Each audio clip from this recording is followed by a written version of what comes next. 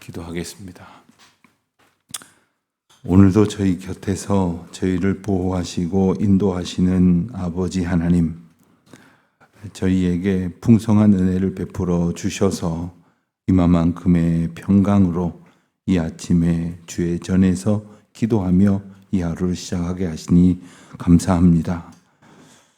매일매일의 삶을 살아가면서 저희는 하나님께서 저희의 삶의 주인이심을 한순간도 잊지 않는다고 그렇게 말하고 생각을 하지만 실상은 돌아보면 주님을 배반하고 주님의 인도하심을 못 들은 채 하고 자기 고집을 부리며 자기가 말하고 싶은 대로 말하며 자기가 가고 싶은 길로 걸었던 완악하고 어리석은 죄인입니다.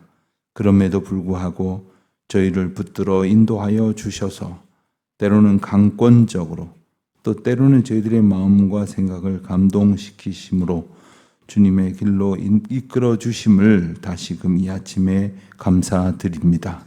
주님 없이 살 수 없는 존재임을 고백하오니 오늘도 오직 저희를 주님의 장중에 붙들어 주시기를 기도드립니다.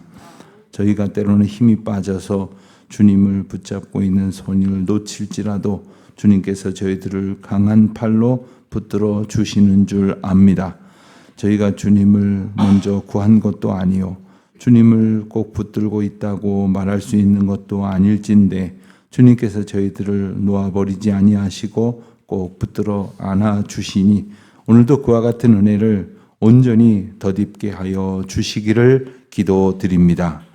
하나님께서 저희의 죄를 씻어 주시기 위하여 예수 그리스도 보내시고 그 예수 그리스도와 함께 걸어감으로써 저희들의 삶을 거룩하고 온전케 하시니 이 아침에도 그 은혜를 기억하며 이 하루에 되어질 모든 일들을 소망하게 하여 주시기를 기도드립니다. 아버지 하나님, 세상 일이 뜻대로 되지 않는다고 원망하고 불평하는 모습이 저희에게 너무나 많이 있음을 고백하지 않을 수 없습니다.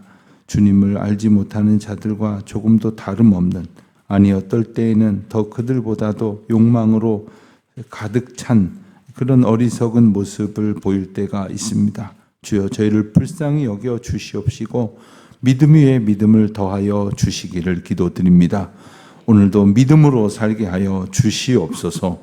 믿음이 이끄시는 대로 생각하게 하시고 또 저희에게 베푸신 은혜를 고백하게 하여 주시기를 기도드립니다. 하나님, 한평생 어떻게 살아야 할까를 생각할 때에 세상의 많은 사람들은 그저 오늘도 더 움켜쥐려 하고 가지려고 하고 쌓으려고 합니다마는 가만히 생각을 해보면 주님께서 그렇게 저희에게 부어주신 은혜는 저희가 사용하고도 남을 만큼 넘치도록 그리고 풍성히 저희에게 베풀어 주셨던 것을 저희들이 쉽게 알 수가 있습니다. 하오나 저희들 그것을 통하여 하나님께 영광 돌려드리지도 아니하고 또 사랑하는 이웃과 나누지도 못하였으니 주여 저희들의 이 어리석음을 패하시고 오직 주의 사랑으로 주님 앞에, 주님의 뜻 앞에, 주님의 인도하심 앞에 또 그리고 주님께서 맡기신 사명 앞에 저희에게 베푸신 모든 은혜를 부족함 없이 풍성히 베풀고 나누는 삶이 되게 하여 주시기를 기도드립니다. 때로는 어떤 이들이 저희들에게 전화로 문안하고 또 안부를 물어올 때 참 마음의 고마움을 느낄 때가 있습니다. 그러나 저희들 그리하고 살아가지는 못할 때가 더 많음을 불쌍히 여겨 주시옵시고 오늘은 주님의 사랑으로 사랑하는 하나님의 백성들을 문안하며 위로하고 섬기고 격려하는 날이 되게 하여 주시기를 기도드립니다. 내가 어려울 때 누가 나를 위하여 기도해 주지 않는가 생각을 하면서 나는 외롭다고 나는 홀로 버려졌다고 불평하던 때가 있었습니다마는 오늘은 저희가 다른 이들을 위하여 하나님 앞에 진심을 다하여 기도하고 또 하나님께서 그를 향하여 베푸실 은혜를 사모하는 마음으로 마음이 따뜻해지는 귀한 시간이 되게 하여 주시기를 기도드립니다. 누군가가 나에게 더 잘해주기를 바라는 마음에서 오늘은 누군가에게 더 잘하는 마음으로 자녀들이 순종하지 않는다고 한탄할 것이 아니라 부모에게 순종하는 날이 되게 하여 주시기를 기도드립니다. 아버지 하나님을 따르는 가운데 성령께서 저희들의 마음을 감동시켜 주셔서 저희들이 보지 못했던 하나님의 풍성한 은혜를 더욱 발견하는 귀한 날이 되게 하여 주시옵소서. 연일 비가 계속되고 있습니다. 예배당 건축 공사장에서 정말 그 공사의 어려움이 많을 것이겠습니다만은 그래도 공사가 그쳐지지 아니하고 비가 오는 날에는 비가 오는 날대로 할 일을 할 수 있도록 늘 인도하여 주신 것을 감사합니다. 오늘은 어떻게 공사 현장의 형편이 되어질지, 어떤 공사가 이루어질 수 있을지, 아니면 하루를 쉬어야 할지 저희들 일일이 상황을 다 알지 못하지만 그 공사를 관장하고 있는 모든 실무자들과 그리고 그곳에 이제 참여하고 있는 모든 인부들이 하나님의 집, 거룩한 예배당, 하나님께서 역사하실 처소가 지어지는 일에 동참하고 있는 그 기쁨으로 저들의 마음이 새로워지게 하여 주시기를 기도드립니다. 아버지 하나님, 필요한 모든 것들을 부족함 없이 공급하여 주심으로 하나님의 영광이 드러나고 그리고 누군가가 자랑할 만한 일이 아니라 주님의 놀라우신 은혜를 기뻐할 만한 귀한 사건이 되게 하여 주시옵소서. 아버지 하나님, 오늘도 저희들에게 베푸실 이 하루의 은혜를 간절히 구하오며 오직 주님의 인도하심만을 따라가는 날 되게 하여 주시옵소서. 저희뿐만 아니라 사랑하는 우리 교우들, 또 자녀들, 특별히 해외에 있는 우리 많은 교우들, 지방에 거주하고 있는 교우들, 우리 사랑하는 교우들의 자녀, 손들 한 사람 한 사람 하나님의 은혜 안에 거하게 하시사 저희의 욕망대로가 아니라 하나님의 은혜대로 주님을 만나고 주님의 인도하심을 보는 복된 날로 살게 하여 주시옵소서. 군문에 나가 있는 우리 자녀들이 있습니다. 이 더운 여름 비가 많이 오고 여러 가지로 어려운 때에 훈련받고 또 복무하고 있는 모든 시간과 자리에서 하나님과 동행하는 기쁨, 주님을 조용히 드러내고 간증하며 그 삶으로 하나님께 영광을 돌려드리는 귀한 시간 삼아 주시옵소서. 휴가철을 맞이하여 원근각처로 출타 중에 있는 교우들 많이 있습니다. 여행 중에 하나님과 동행하는 기쁨으로 가득하게 하여 주시옵시고 특별한 시간을 보낼 때에는 또한 예비하신 특별한 은혜로 충만케 하여 주시옵소서. 오늘도 주의 이름으로 모일 때마다 주님 함께 하시고 방학을 맞았음에도 구역으로 모이기를 힘쓰는 구역마다 하나님의 더욱 크신 은혜로 덧입혀 주시옵소서. 주께서 저희들의 이 하루를 온전히 주장하실 것을 의지하오며 예수 그리스도의 이름으로 기도드립니다. 아멘. 열왕기하 15장 말씀을 보겠습니다. 열왕기하 15장 13절부터 26절까지 말씀을 보겠습니다.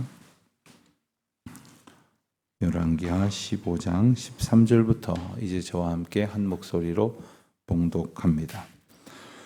유다왕 오시야 제39년에 야베스의 아들 살룸이 사마리아에서 왕이 되어 한 달 동안 다스리니라. 가디의 아들 므나헴이 디르사에서부터 사마리아로 올라가서 야베스의 아들 살룸을 거기서 쳐 죽이고 대신하여 왕이 되니라. 살룸의 남은 사적과 그가 반역한 일은 이스라엘 왕 역대 지략에 기록되느니라. 그때에 므나헴이 디르사에서 와서 딥사의 그 가운데에 있는 모든 사람과 그 사방을 쳤으니 이는 그들이 성문을 열지 아니하였음이라. 그러므로 그들이 그곳을 치고 그 가운데 아이벤 부녀를 갈랐더라. 유다 왕 아사랴 제39년에 가디의 아들 므나헴이 이스라엘 왕이 되어 사마리아에서 10년간 다스리며 여호와 보시기에 악을 행하여 이스라엘로 범죄하게 한 느바세 아들 여로보암의 죄에서 평생 떠나지 아니하였더라. 아수르의 왕 불이 와서 그 땅을 치려하매 므나헴이 은 1000달란트를 불에게 주어 그로 자기를 도와주게 하므로 나라를 자기 손에 굳게 세우고자 하여 그 은을 온 큰 부자에게서 강탈하여 각 사람에게 아수르 왕에게 주었더니 이에 아수르 왕이 되돌아가 그 땅에 머물지 아니하였더라. 문하햄의 남은 사적과 그가 행한 모든 일은 이스라엘 왕 역대지략에 기록되었지 아니하였느냐. 문하햄이 그의 조상들과 함께 자고 그의 아들 부가히야가 대신하여 왕이 되니라. 유다의 왕 아사랴 제50년에 문하햄의 아들 부가히야가 사마리아에서 이스라엘 왕이 되어 2년간 다스리며 여호와께서 보시기에 악을 행하여 이스라엘로 범죄하게 한 느밧의 아들 여로보암의 죄에서 떠나지 아니한지라. 그 장관 르말랴의 아들 베가가 반역하여 사마리아 왕궁 호이소에서 왕과 아르고세 아리엘에 이르되 길르앗 사람 50명과 더불어 죽이고 대신하여 왕이 되었더라. 부가히야의 남은 사적과 그가 행한 모든 일은 이스라엘 왕 역대지략에 기록되니라. 아멘. 아프리카나 중앙아메리카, 중미 혹은 중동 지역에서 사역하시는 선교사님들에게 선교 편지를 받다 보면 그들의 기도 제목 속에서 그 나라의 정치적 안정을 위한 기도의 제목을 요청받을 때가 종종 있습니다. 그럴 때면 뭐 그러려니 하고 생각을 할 때가 많이 있습니다만은 언젠간 그곳의 자세한 이야기를 들으면서 제가 그렇게 간절히 기도 제목을 보내신 분들의 마음을 분명히 더욱 헤아리게 되었던 기억이 있습니다. 그 나라들에게 있어서의 그 정치적 안정이란 어떤 것이냐? 한마디로 말하면 내일 반역이 일어날지 또 다음 달에 쿠데타가 일어날지 모를 지경이다 하는 정도입니다. 물론 우리나라도 혁명 혹은 뭐 여러 가지 이름으로 붙여줄 수 있는 그런 역사적인 변곡점이 있었습니다마는 그것은 민주주의나 혹은 여러 가지 국가 체제가 안정되지 않았을 때 있었던 일일 것이다. 이렇게 생각하는 바람에 우리하고는 거리가 먼 일이라고 생각을 하지만 예컨대 아시아의 강국 중에 하나라고 할 수 있는 태국만 하더라도 2000년대 들어서도 벌써 2번이나 전체적인 환경이 완전히 전복되는 국가 반란이 일어나기도 했었던 것을 보면 이 반역의 역사는 아직도 계속되고 있다고 그렇게 말할 수 있을 것입니다.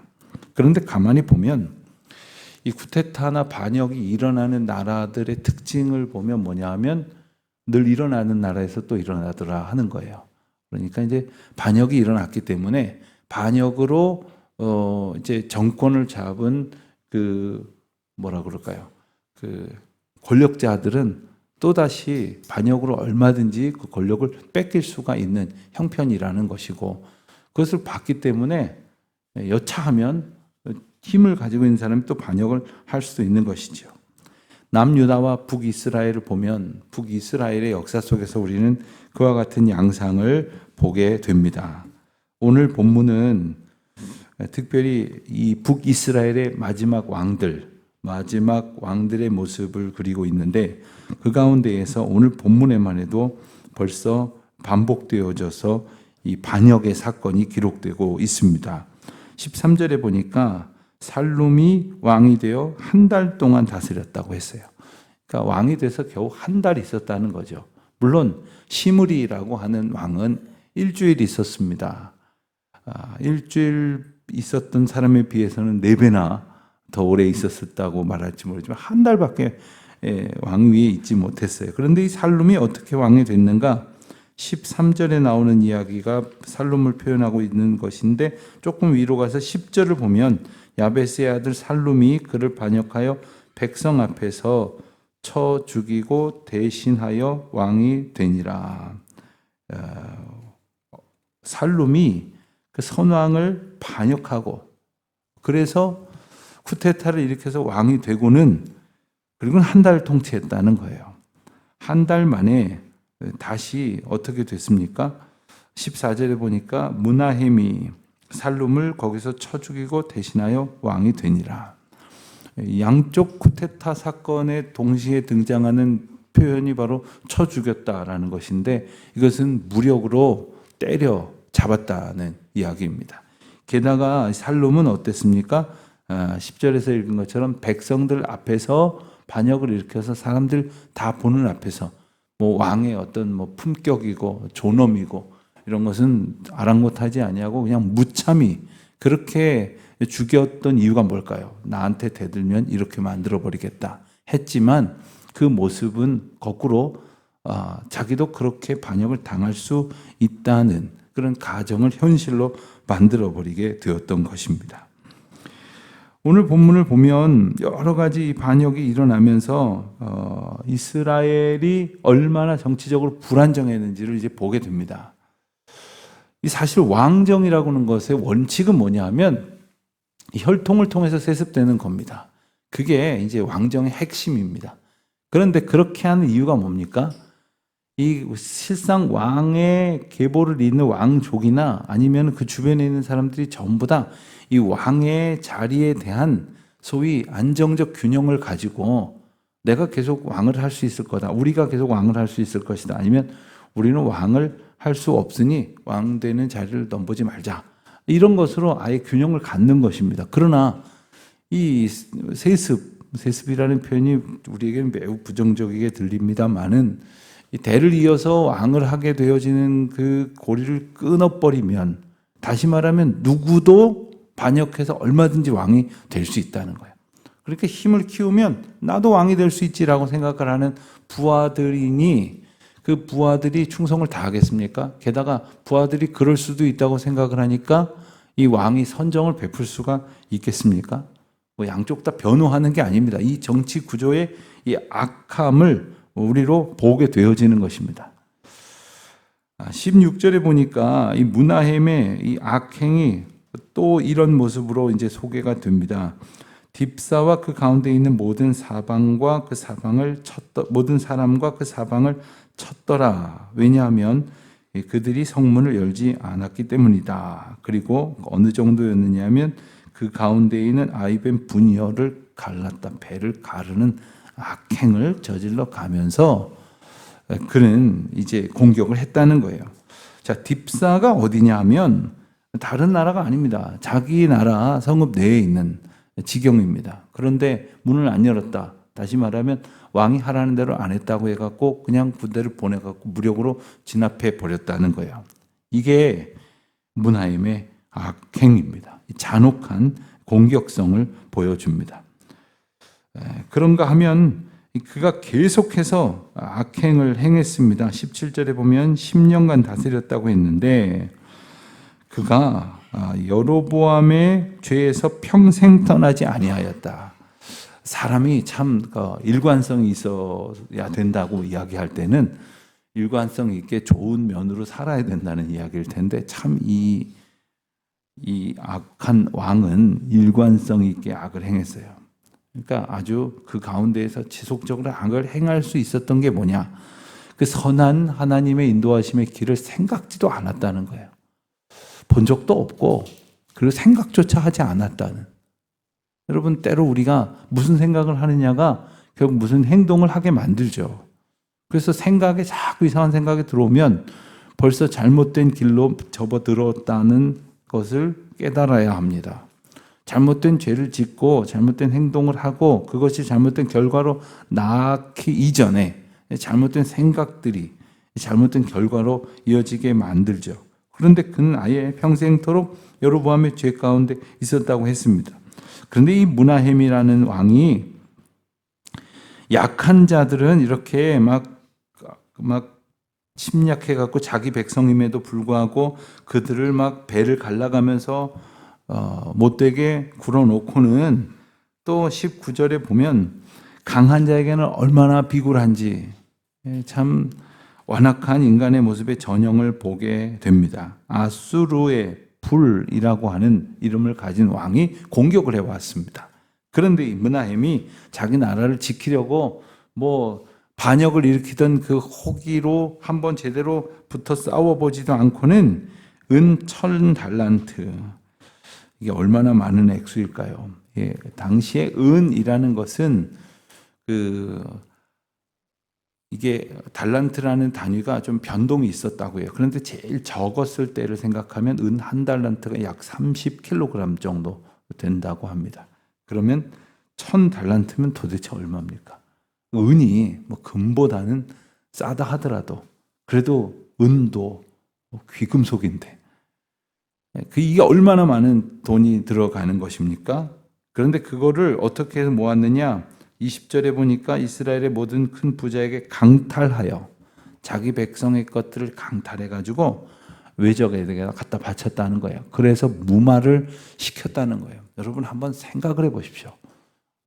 지금 뭐 가령 우리나라에서 강제로 세금을 더 걷어가지고 더 뜯어가지고 백성들의 것을 이렇게 저렇게 다 살을 발라내듯이 발라가지고 그리고는 외적한테 쳐들어오지 말라고 공격하지 말라고 갖다 바쳤다고 생각을 해보십시오. 이게 있을 수 있는 일이냐는 거죠. 이런 방식으로 므나헴이 살았다는 거예요. 하나님을 의지하지 않다 보면 인간은 악해질 대로 악해지는데 이것이 바로 약자에게는 아주 잔혹하게 굴고 강자에게는 넓이 비굴해지는 모습입니다. 여러분 우리가 사람들한테 하는 모습이 대체로 비슷합니까? 좀 잘난 사람한테나 아주 부족한 사람한테나 똑같이 이렇게 친절하고 똑같이 그렇게 하는 것이겠죠? 만약 그렇지 않고 좀 보잘것없는 사람한테는 함부로 하고 또 대단하다 싶은 사람한테는 막 아주 그냥 아양을 떨어가면서 한다면 참 한심만 노릇일 것이겠습니다. 자, 이렇게 살아가게 된 이유가 뭘까?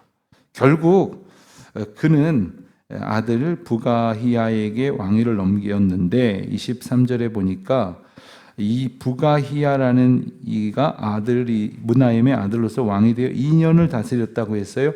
근데 그 또한 여로보암의 죄에서 떠나지 아니하였다고 했습니다. 본 게 없으니까요. 본 게 하나님 앞에 죄악을 보였던 것이기 때문이었다는 거죠.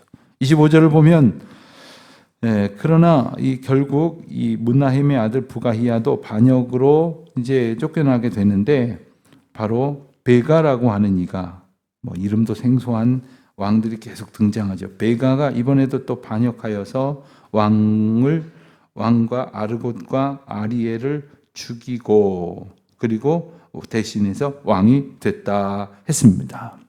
오늘 본문 하루에 저희가 읽은 이 짧은 본문 안에서도 반복되어지는 이 반역의 역사 그리고 그 반역의 이 정치적 현실의 근원은 어디일까를 생각을 해보면 한결같이 우리가 북이스라엘 왕들 이야기를 읽을 때 만날 수 있는 표현 바로 여로보암, 느밧의 아들 여로보암. 가끔 느밧은 어떤 인물이었을까를 생각을 해봐요. 느밧은 여로보암 아버지인데 여로보암 왕의 아버지인데 느밧이 여로보암에게 그 모든 악행을 몸소 보여줬던 그런 모본이었을까? 뭐 그렇다면 할 말이 없는데 만약 그러지 않았다고 하면 느밧은 괜찮은 사람이었는데 아들이 이 악행을 저지르고 뒤로 이어지는 모든 왕들이 악행을 저질렀다 그러면 느밧은 아들 때문에 괜히 욕먹는 거가 될 거예요. 여러분 자식 잘못 가르치면 부모가 욕먹는 게 이런 겁니다. 뭐 실제로 느밧이 어땠는지 가정을 하기는 어렵습니다만은 우리가 자녀들을 키우면서도 자녀가 이렇게 되고 저렇게 되기를 바랄 때가 있어요. 좀 남들한테 친절하고 그리고 선행을 베풀고 그리고 부모에게도 효도하는 그런 사람이 되기를 바라는데 실상 자기가 그러냐는 거예요. 그 자녀에게 가장 큰 영향을 주고 있는 자신이 그러냐는 거예요. 나는 사람들에게 좀 존경을 받기를 원합니다만 나는 입을 열면 난 존경하는 사람은 아무도 없어. 나는 내가 아는 사람 다 형편없다고 생각해. 뭐 이런 말을 서슴지 않는 그러한 모습으로 살아가고 있는 것은 아닌가. 여호와 하나님을 배반했던 여로보암을 죄다 따라가 버린 거예요. 그러니까 여호와 하나님만 배반한 게 아니에요. 자기 위에 있는 왕도 뭐 쉽게 배반해 버리는 거예요. 생각을 해보십시오. 하나님을 배반한 사람들인데 사람 배반하는 건 뭐 일도 아니죠. 여호수아 24장 15절 말씀을 보면 여호수아가 마지막으로 백성들에게 남기는 말이 이것입니다. 오직 하나님을 잘 믿고 하나님 안에 신실하게 거하고 하나님 앞에 어떻게 살아가야 되는지를 가르치고 촉구하면서 오직 나와 내 집은 여호와만을 섬기겠노라. 여기서 중요한 것은 나와 내 집은 섬기겠다고 그랬어요. 그러니까 내가 살아가는 그 모든 길이 우리 자녀들에게 걸음이 될 수 있도록 책임감을 가지고 살아간다는 거예요. 오늘 우리가 신앙생활 잘해야 되는 이유는 우리 한 사람이 하나님 앞에 합당한 은혜를 얻기 위함이기도 하겠지만 우리의 자녀들과 다음 세대들이 우리를 보면서 믿음의 길을 잘 이렇게 짚어갈 거란 말이에요. 너무나 캄캄해서 암흑과 같은 이 시대에, 그래서 한치 앞을 알 수 없는 이 현실 속에서 앞에 걸어가고 있는 이 부모님을, 앞에 걸어가고 있는 이 선배님들을, 앞에 걸어가고 있는 이 신앙의 선구자들을, 선배들을 이렇게 어떻게든 잡아갖고 따라간다는 말이죠. 오늘 우리가 그와 같은 길에 믿음으로 순종하며 나아가는, 오직 여호와의 은혜를 사모하며 걸어가는 믿음의 삶이 되시기를 주의 이름으로 축원드립니다. 기도하겠습니다. 하나님 아버지, 어두운 세상 속에 살지만 밝은 빛처럼 저희에게 비춰주신 그 믿음의 선진들을 바라보며 걸어가게 하여 주시옵소서. 빛으로 오신 예수 그리스도를 온전히 바라보며 순종하며 그 길로 따라가는 저희들이 되게 하여 주시옵소서. 예수님의 이름으로 기도드립니다. 아멘.